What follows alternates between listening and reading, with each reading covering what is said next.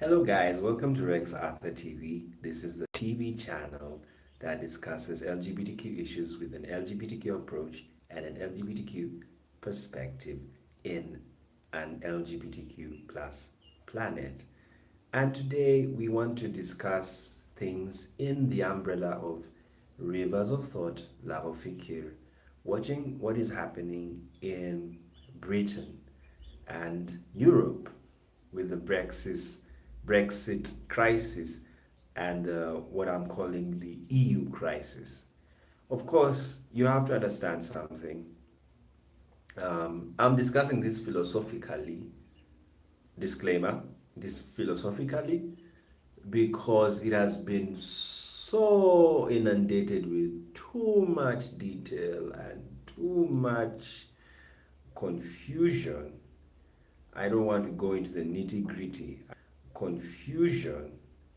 I don't want to go into the nitty gritty. I just want to, I'm talking about it philosophically from an observer's angle. And I'm really seeing there's the reason why is there chaos. First of all, you have to ask yourself that philosophically. Personally, I don't like chaos, so that's why I'm even talking about it. Most of the times, people talk about what bothers them, and sometimes when you see chaos, it bothers you, you will talk about it. Some people see chaos and it doesn't bother them. They're so used to it. Other people, no, they like seeing things in an orderly way, so they don't like, you know, clutter.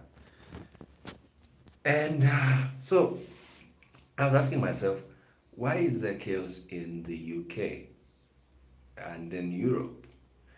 It is because of the division in the society in UK and Europe that they don't. Some people who are Brexiteers and others who are not, they were Remainers, and they had to have a referendum for that. And so I'm looking back to everything and I'm saying to myself, what if um, could it be that the EU, the inception of the EU was it a bad idea? Was it really well thought of? Did they really envisage a situation whereby there was going to be very high immigration? Was there demographic projections of how the EU would look after 30 years, after 60 years, after 100 years? That's, I think, those are the questions we need to ask ourselves first of all. And besides, do you know why a EU allows for you to withdraw from the union? Yes, something can happen. It's like marriage. Marriage, that's why there's a provision for divorce. It has always been there. Divorce is not a new thing. Some people think it's very new. Divorce is as old as marriage because you can divorce. I mean, even the story of Adam and Eve, you can you can twist it and give it a divorce angle. And Adam says, you know what, I don't need you. If you messed up everything, and even I mean, Adam would even have told God, you know what, just get her out of my life. She messed up. I was doing fine with you till she came. Yeah, and maybe Eve would have said something else, that no, it's not my fault. Guess what? I'm in love with the serpent and he's my friend. I don't need you, Adam. At least he told me what to eat and it gave me power. So there are many ways you can twist the stories of life and marriages. So, and marriages are unions, as I've already told you. You also make unions on YouTube. You subscribe to a channel. Then when the guy is talking rubbish, you feel like, oh, what you may call rubbish, you may unsubscribe. That's divorce. You're leaving the union because you are with that person. So you have to understand that where there's union, there's disunion. Where there's unity, there's disunity. There's a time to join and a time to separate. And that's the reality of life. But the most important thing is what you want to do. If you want to stay in a union, work it out well. If you want to leave the union, please leave. That's why I'm happy with Theresa May to some extent. She has stuck her gun. She's leaving. Irrespective of what happens, even the mess that she's going through right now. That's what she wants to do. She's giving people wanted to leave. And besides, Theresa May was a Remainer. Yes, she was a Remainer. But she's helping the vote was to leave the majority. So she's giving it to them. And she's doing it in a very funny way. In this, it's like, have you seen a runner? She's like running a race that it's not ending, and she's getting tired. And so she wants to get to the finish line. And the moment she gets there, believe you me, she will never want to see that office or that race again. It was just hell. And but I would tell her that's not be the best attitude, because even leaving the union should be well thought of. What should have happened in Britain right now? I know it's too late.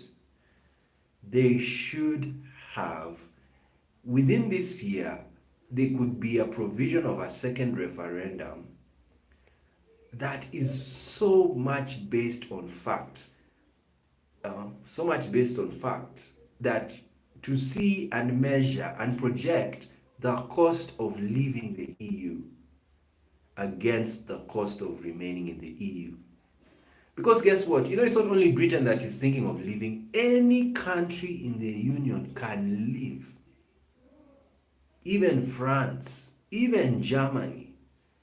So don't think that if Britain now goes back in the Union, all the countries will remain. 10 years, another country will wake up and say, you know what, we are tired of EU. And they will leave. You see? There's the Brexit effect is also there, like the domino effect. When one leaves the union, and it can even tempt other people to leave. Like just look at it like in marriage. Remember, we're in philosophy now. So when you're in philosophy, we are free and we're talking. I have time to talk about it, so that's why I'm doing it like this. You have your friends and they want to divorce, and your friend tells you, no, I want to divorce my spouse. And guess what, even in the LGBTQ world, we also divorce. Yes, we do. It's understandable. There are breakups. Breakups are normal both in the straight and the LGBT world, so don't panic. That happens. Sometimes you just be with your partner and things are just not working out. Please leave if it's not helping you. But if it is, or if you really want to keep it together, work it out. So you met your friend and your friend tells you, I left him, we broke up and things couldn't work. There could be a temptation to also break up, like now what's happening, because cunningly looking at what's happening in Europe, you see how messy Brexit is. It's a warning to the European countries. Dare you try to come out, this is what we'll do to you. We will take you through hell until you will make sure you won't leave. Because believe you me, right now, after Brexit, if it will happen, because we don't know what's going to happen, if it will happen, no country in Europe is going to leave you at this rate. Have you seen what Britain has gone through? Very trying time. They even had it. Theresa May is just like saying, it's just too much. I just want it done. I can't wait for March to come. Just let's get out, no matter how it is. Get out. And then that's it. And other countries like Portugal, they are looking with wonder and saying, oh, my goodness. Do you mean this is the price of coming out? It's that costly? I'm not gonna leave. I'm not gonna divorce. You know, no divorce proceedings. Mm-mm. Too costly. Too costly. Let's stay in the union. That's what's going to happen. So what I'm trying to say is that this Brexit affair could actually strengthen EU and make it very strong because people will now learn the cost of withdrawal. So Brexit could be a lesson to European countries that leaving the union ain't a good idea. You would rather stay. Because imagine if it was very easy that you can sign and then, oh, just do this, and Eve is smiling with you. Yeah, we are so happy. I mean, which divorce is very happy? I mean, that's not a divorce. Divorce means we were arguing, we had differences, we never agreed on anything, we didn't like each other, seeing each other was a problem, that's divorce. But I've never seen a smiling divorce. I mean, if you're the lawyer or the judge and you find the couples are smiling, you'd really say there's something cooking here. This is not a divorce happening. And that's what we are saying. That Britain's problem with EU was the issue of sovereignty. They really wanted to be their own leader. They didn't want somebody to lead them.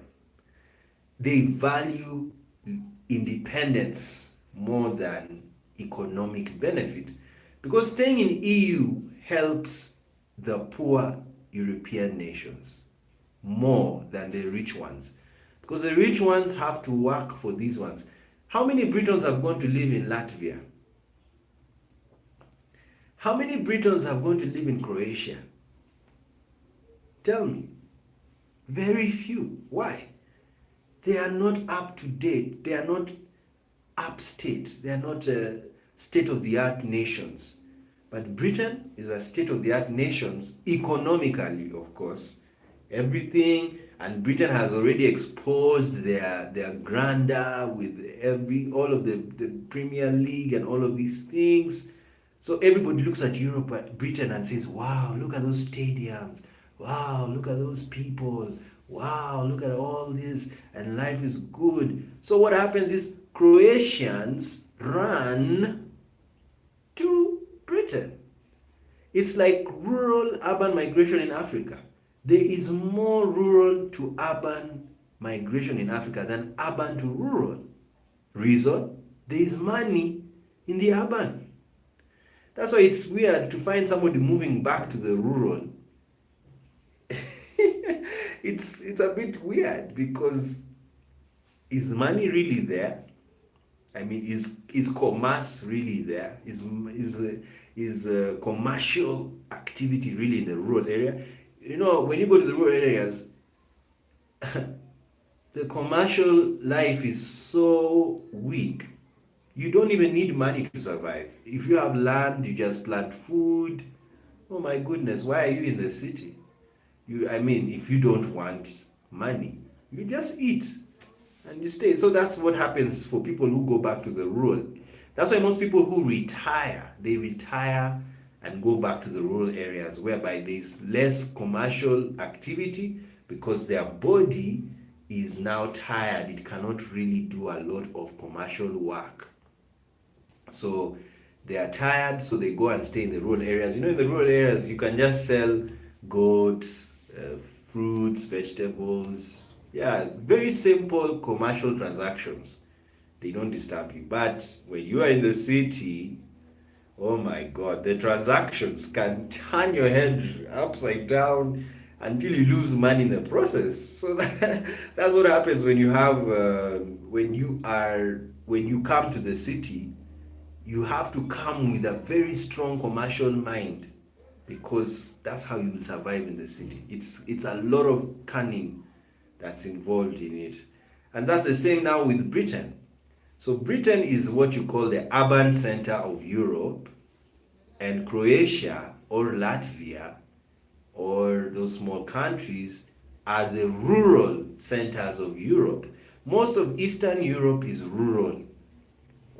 It's not really rural. What I mean by rural, it is weak, commercially weak.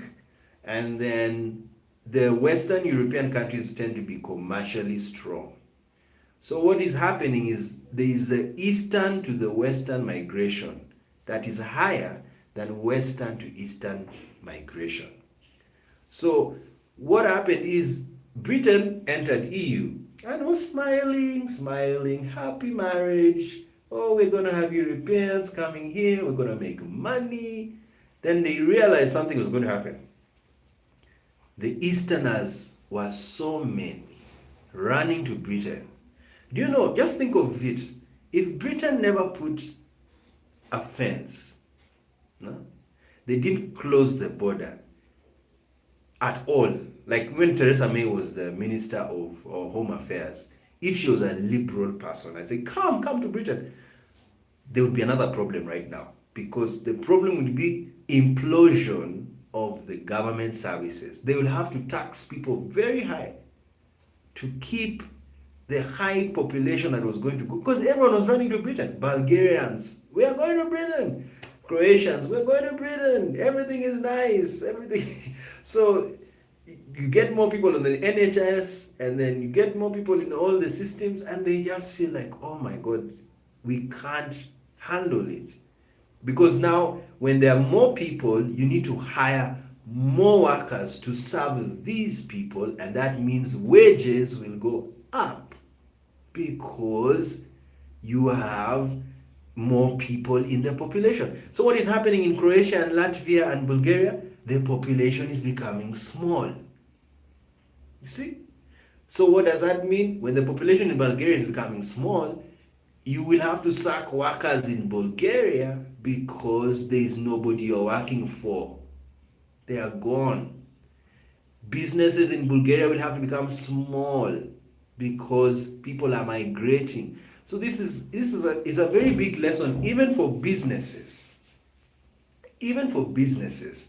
Don't be an immobile business. Be a very mobile business because markets change. Humans migrate. Humans migrate. And when humans decide to migrate, they migrate with capital. They migrate with money. And that's the end of your business. So it's nice to have a mobile. You see, Facebook, the virtual companies of today, these ones are going to make a lot of money forever because they don't need to move. They are online. You get Facebook in Australia, you get it in Brazil, you get it in South Africa, you get it in America. Have you seen the Facebook office in your country? No. But Facebook is raking from your country. Why? It's virtual. You can't hold it. But shops that are physical are suffering because people can migrate. Like a country like Syria. Can you go and put a shop in Syria? Really? That you want to go and put McDonald's in Raqqa because there are people there? You can't, because it will just be destroyed. There's no business sense in putting a commercial interest in a war zone. Yeah, so that's what's happened. That's what's happening that's why Brexit is there. Brexit is there because Britain has failed, cannot manage the population, the influx. It was being stressed.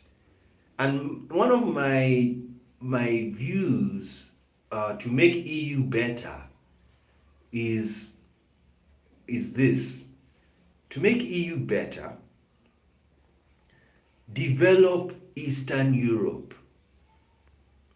Because when you develop Eastern Europe, you will reduce the Eastern to Western migration, Eastern European to Western European migration. Then what will that mean? That will mean that there will be fewer people coming to Britain because Croatia looks like Britain. Latvia looks like Britain. Lithuania looks like Britain. Bulgaria looks like Britain. So why am I running to Britain? That's even what should happen in Africa. In fact, Europeans should just close their eyes and build Africa. If that is the reason why there are too many Africans going to Europe, just build it. Come and spend 3 years and completely build another Europe in Africa, and then leave, go back, and then the Africans will come back. They will run back. Just wait. Pick one country in Africa and just build it like Germany, like Chad. Go to Chad, because they are very empty spaces. Build it like Germany. You wait and see what will happen. All the Chadians in the world will go back to Chad. They'll go back because it looks like Germany, where they are. You see, if you find somebody moving to your country because of how your country looks, please give them your country, where they live, where they are from. They will come back. Yes, that's why Black Americans, you can't blame them for not coming back to Africa. They will not live in the life they have been used to for almost all their life. But if you assure them that, hey, Ghana looks like America right now, believe you me, Black Americans would be in Ghana right now. And Nigeria. Yeah, because it looks like America. It looks like Georgia. It looks like Alabama. It looks like Chicago, you know. But since they don't look like Chicago, I'm not planning to go back there. No, no, no, no, no. I'd rather suffer here. It's not as bad as it is down there. You see? So that's what you have. These infrastructural, weak nations need to be assisted in infrastructure. And that's what the West should do, in my view. And that's what EU should do. Any bloc, any regional bloc like EU, the rich EU countries should build the poor EU countries so that they can manage the demographics of those countries. Now, that's the economic aspect of Brexit. Same to Africa. Like in Africa, you find Eastern Africa, Kenya is the developed country. So most people want to run to Kenya. Even Kenya is also doing the same thing Britain and America are doing. They are limiting people from entering their country. Reason, they are prosperous. And many people are coming in clandestine ways because to eat that prosperity. So to control them, to control the numbers, because when it's happening that way, the locals may suffer because they are also poor locals. That's Trump's understanding. If you try to put yourself in Trump's shoes, that's what he's trying to do. Trying. I don't support him, but I can read what he's trying to do. So that's what's even happening in rich countries like Kenya. Look at South Africa. Do you know why there's xenophobia? There's xenophobia because they are poor South Africans seeing rich foreigners. And they wonder. So they will complain. They will say, why do we have a government when there are people who are rich and they are not from our country? So they attack these Somalis, they attack these Nigerians, they attack all of these people who are not who are not South African. But if the South African government took time to deal with their local population such that there is no poverty amongst a local South African, believe you me, there would be no xenophobia, even if the whole of Somalia went to live in South Africa. Because your life is good. You're South African, but life is good. So why are you bothering a Somali who is trying to make it in South Africa? Your life is okay. The government has taken care of you, providing you a job or social welfare, whatever. Everything is working. So that's what's happening in most countries that are using nationalism. Are you seeing how nationalism rhymes with protectionism? Yes, it's about security. Look at Brazil. Why is Brazil doing what they have elected another Trump? Why have they elected a Trump? It's because of the poor Brazilians who are there. They are the ones, and Brazil became very rich under Lula and this lady. I'm so sorry, the name is in my head, but I can't pronounce it right now. I think Dilma or something like that. They already, they were prosperous. Even the BRICS, they are leaders in BRICS, meaning Brazil was prosperous. But because of economic mismanagement, you create a Trump. If there is economic, and that's what even happened. Hitler was created by the economic situation in Germany. It collapsed, and Hitler rose because of the war after World War One. That's how Hitler came. And that's what is happening with the Trumps and all of these people. They come because economy has an issue. People are not getting jobs, or there's a problem like that. Of course, Obama did well, but remember, he was competing, he was running against time of the cost of the 2007 2008 economic crisis that happened in America. So basically, Britain that's what Britain is facing economically. Economically. And that's why I have given my answer for EU. They should build the poor nations infrastructure, make them look like Germany, France, and Britain, the strong countries that are in Europe. Give them your systems. Yes, strong nations should give weak nations their systems. And then you will see they will not come to your country at all. But I know, now let's go to I know there's also an economic backlash. Of course, for every action, there's a reaction. Remember your physics.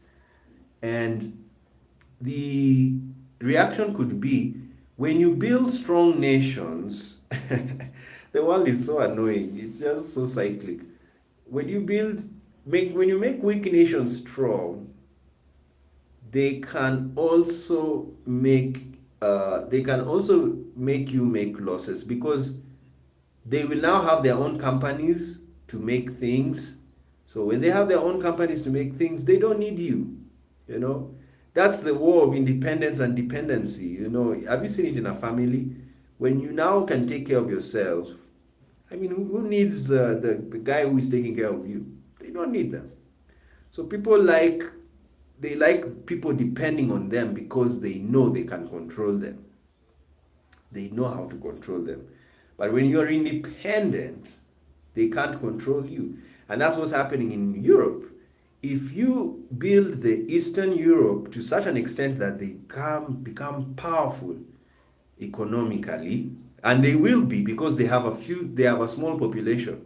It's very easy to build smaller populations.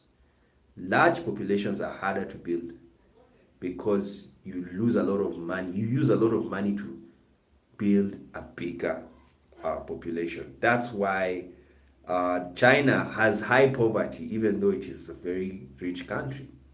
Nigeria, even though it's a very strong economy, has many millions in poverty, because there are many. Yes, that's a fact. So that's there's setbacks in having a big population as much as you have a small population. It's a fact. So that's the economic part of the Brexit. Now let's go to the social economic, or the social cultural fact of Brexit. Sovereignty has made Britain leave the Union more than economic. So what does it mean? Politics is more important to Britons, political independence, than economic gain. Because Britain seems to want to have power to do what they want to do, rather than to submit to the European Parliament's legislations. Because the EU Parliament, the vision of EU is that EU laws will work in all of those countries that are in the EU, all of them. So there's a good cost benefit situation there. When EU makes a law in Brussels, all EU member countries will just merge that law in the system. So that's simple. So instead of printing a lot of many laws, different laws, you're basically having one law for all countries in the EU. Now, Britain had a problem with some of the laws that were coming from Brussels. Even human rights issues, which I was very shocked. I didn't expect that from Britain, because human rights is very important and it applies everywhere. So Britain had a problem with the human rights legislation, and they didn't want Europe to impose their understanding of human rights, which is weird. so, so what has happened is that Britain now wanted to make its own laws for its own people, rather than have Brussels make laws for them. And in the British system, the laws are assented by the Queen. So now what is going to happen is, if Britain remained in EU, it is the EU Parliament that will take the laws, and the laws. I'm yet to refresh my EU knowledge, but if the law is passed in the EU Parliament, there is no need of the Queen to assent, because the law is going to affect the whole of EU. So you see, so why do you need the Queen? So basically, it was the end of the monarchy in Britain. That's what was going to happen. It was the end, because if Britain remained in EU 10 years later, there's no need of having a monarchy, because all the laws come from Brussels.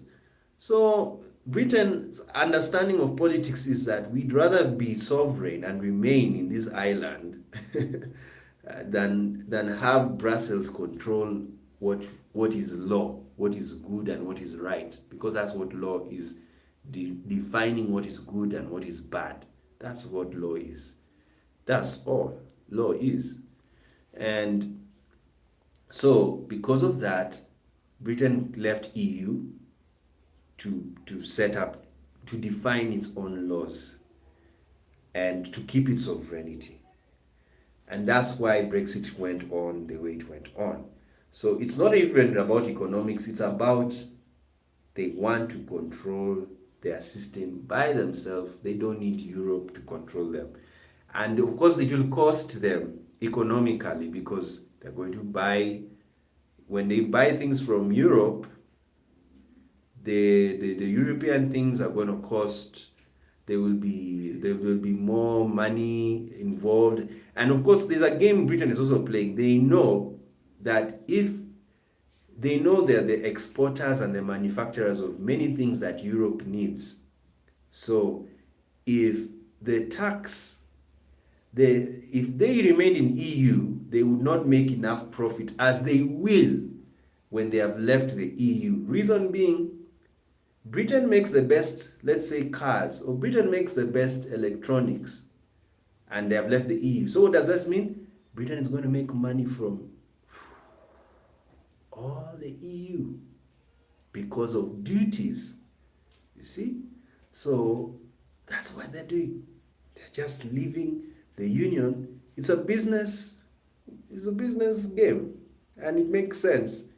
So Europe now wants to also say, okay, you're going to do that. We're also going to put duties on the things you want to buy from Europe. So what's going to happen is, in my estimation and my projection, Britain may start manufacturing things that they were buying from Europe, so that they don't need to buy anything from Europe, and then they remain there in their island. And I like saying that island word, in their island, and they just take care of themselves without needing Europe, without paying customs, without paying anything to them, because most of the things that Europe has, they make them.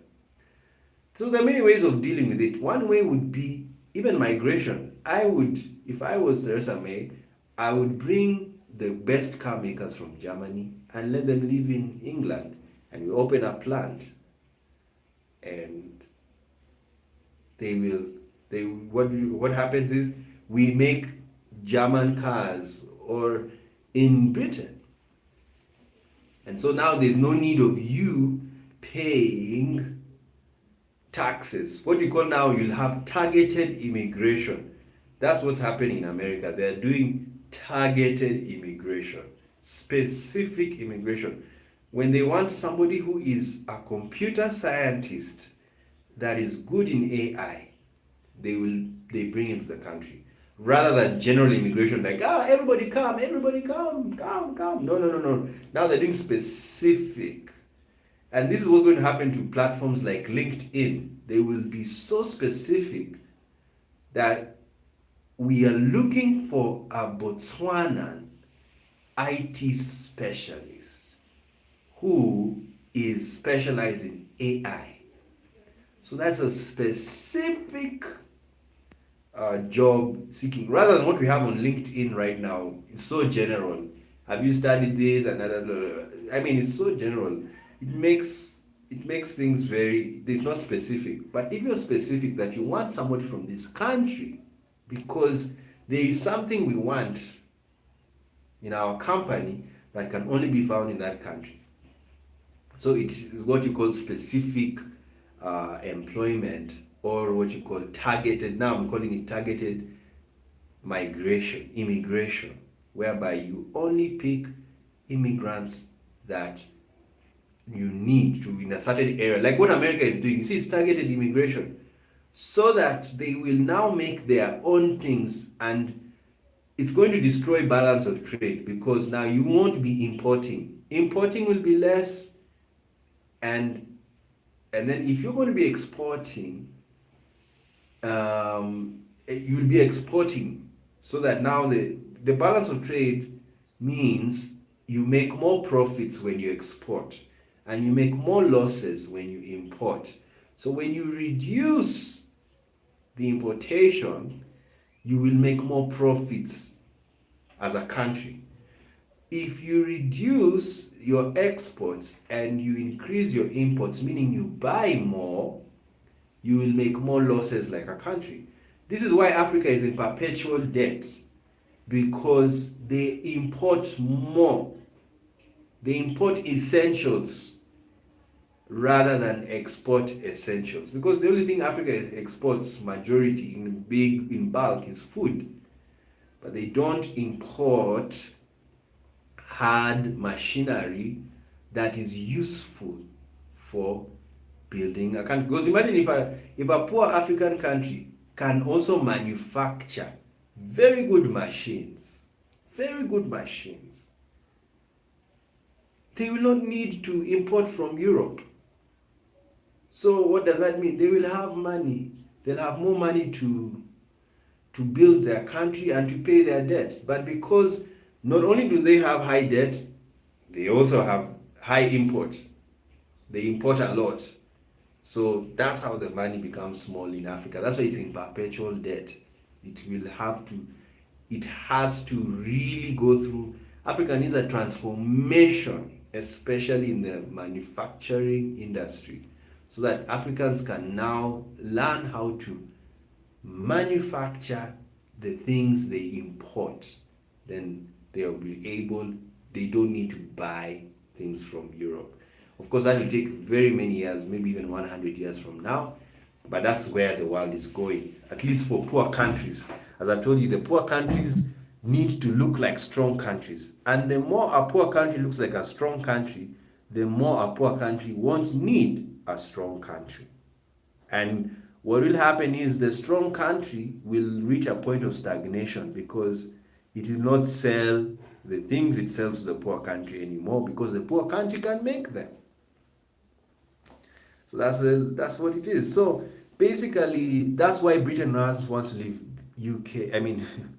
leave EU, is because of the fact that the fact that of sovereignty. They want to control their laws, and they want to control their power. It's a power game. It's the Queen versus Brussels. It's London versus Brussels, because Brussels is going to take over. The laws will be made there, And who says that this is a law? It's no longer the British Parliament. I mean, of course, right now, EU countries, they make their own laws. But I'm saying you need to project what will EU look like in 100 years. Can't they tell us? They need to know. If they don't know, they'll get themselves in trouble. You see, the reason why the immigration crisis is in Europe, they didn't project. That's why that's why you find countries like Austria, they just change their immigration laws in the morning. You just chase imams, just wake up and throw them because you've realized we were caught pants down. We didn't know this was going to happen. So that's the problem EU had. It never really did a projection. It never did outcome development. Now with AI, you can develop as many outcomes as you can. Anything happen, you can just develop and predict that this, according to this prediction can happen. This can happen. This can happen. This can happen. This can happen. Now, if it happens, what will we do? We'll do this. If this happens, what will we do? We'll do this. That's what I'm saying. For every action, there's a reaction. The problem with that, though, is that very many actions mean you have to devise many reactions. And there's no time for us. Imagine if the whole day you are just studying outcomes. You see, that you'll slow down because there are too many outcomes. So what you need to do is just hope that it's like life is like this. Let's go on with it. And if it goes this way, we'll fix it this way. But my view is that when you create a system, you can respond to, you can have the answer to that system because you created it. The problem of political systems, they are not like mechanical systems. Like a car. A car is a very easy thing to fix because you can list all the parts of a car, all of them. And so when a car gets spoiled, you will look at all the parts and you'll find out which part has a problem. Okay, it's that part. Okay, what is the work of that part? The work of that part is to do this A, B, C, D. So maybe the problem could be even the human body. Do you know it's very easy to treat the human body because it's a limited system. It is physical and it can be treated because of its limitation. Because we now know, do you know now why science is smiling to the bank? We now know the human body completely well. Completely. We can even create human body. Yes, with stem cells. Stem cell science has changed the world. People are creating humans. You can clone just using stem cells. So what does that mean? It means that the world is, it means that we are at a better place because we know. That's why knowledge is power. When you know the human body, you will know how to fix it.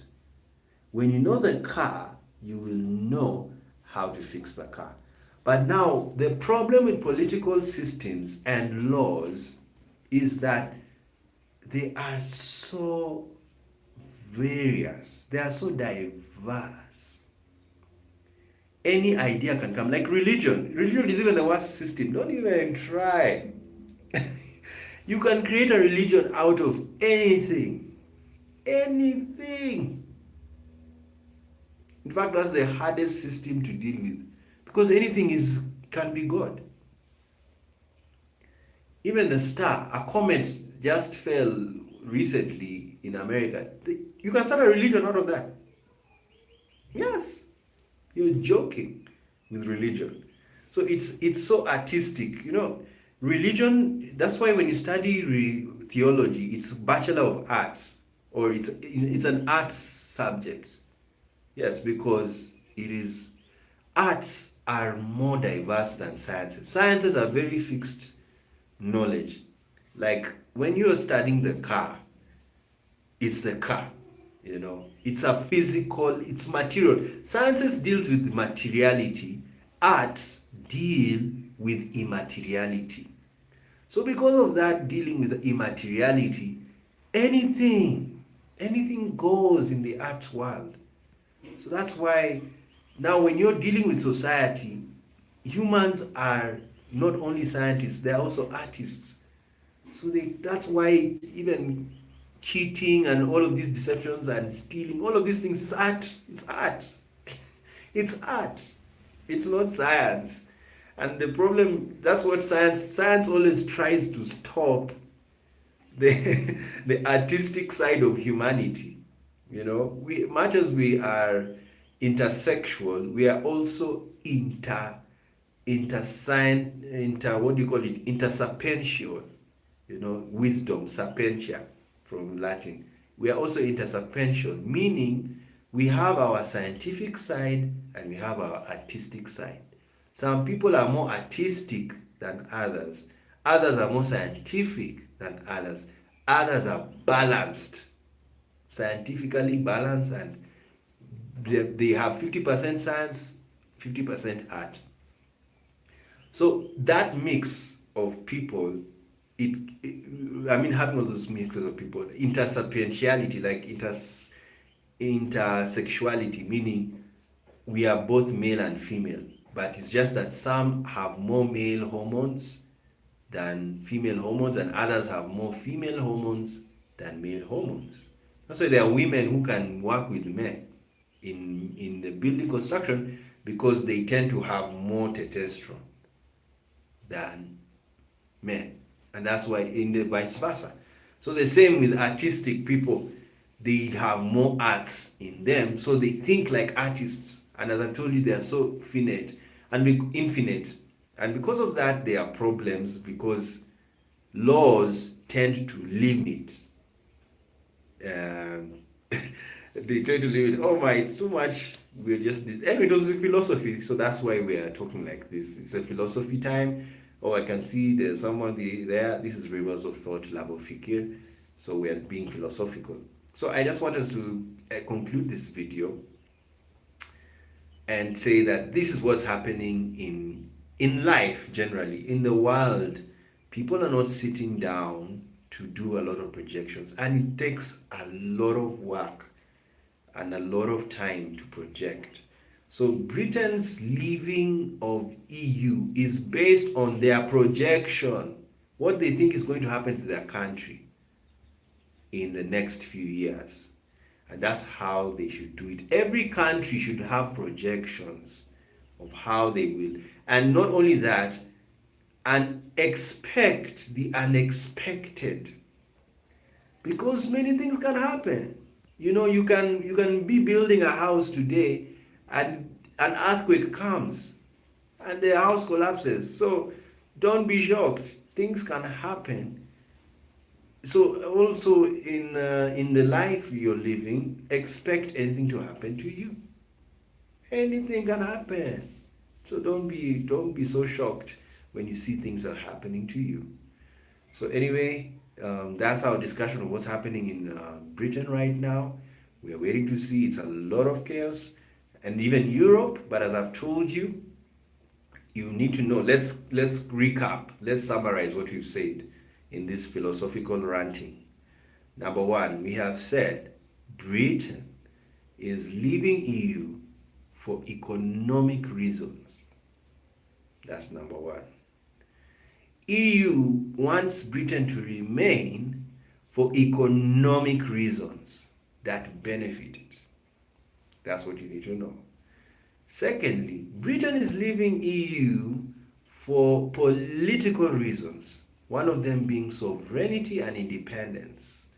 And then Europe wants Britain to remain for political unity in the whole of Europe, so that Europe looks like one country, and therefore having policies that are the same. And Britain says, no, we want to make our own laws. We don't need Brussels to make our laws.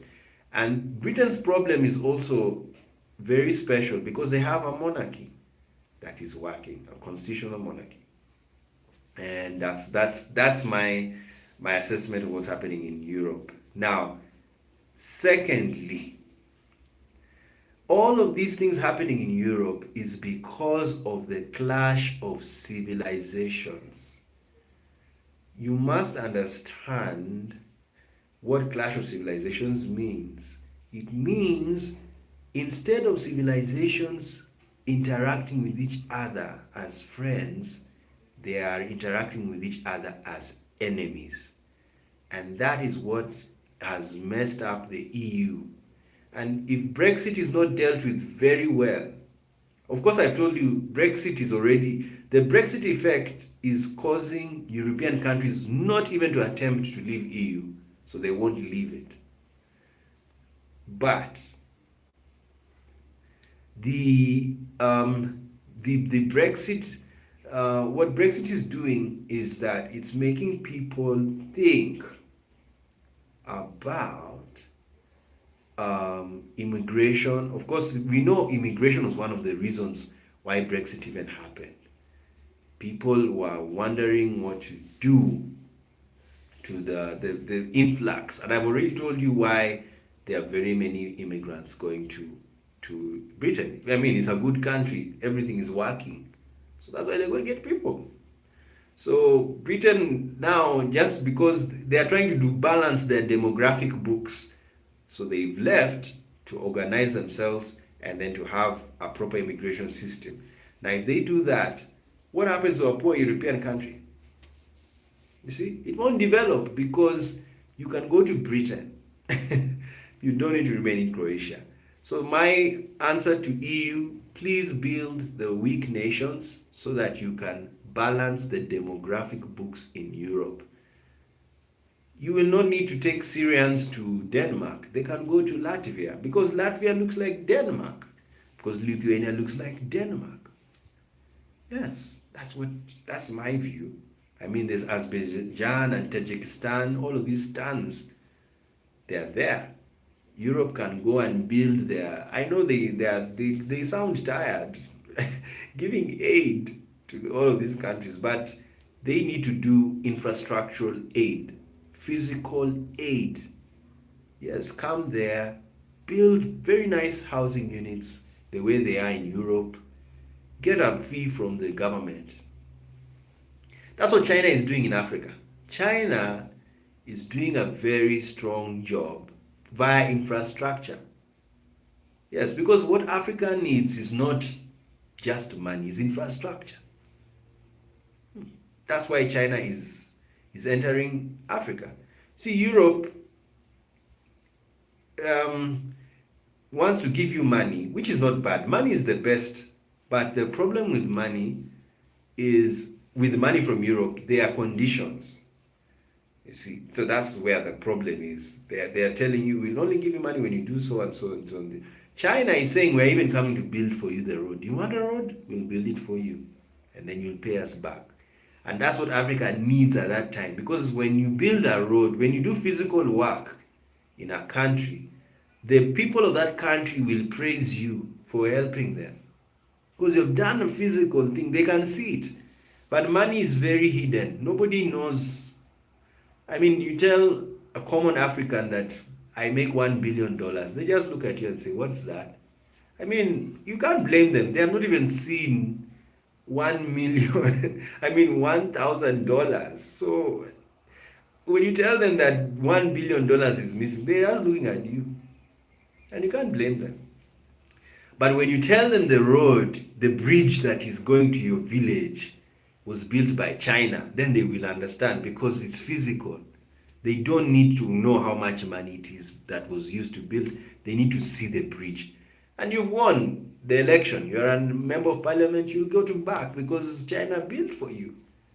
So anyway, that's what you should do. So that's what EU should do to not only EU nations, but to the nations that it's interacting with. Otherwise, let's keep our eyes open. We want to see, as philosophers, we're going to be watching what's happening in EU and Britain. It's a drama. you can't afford to miss.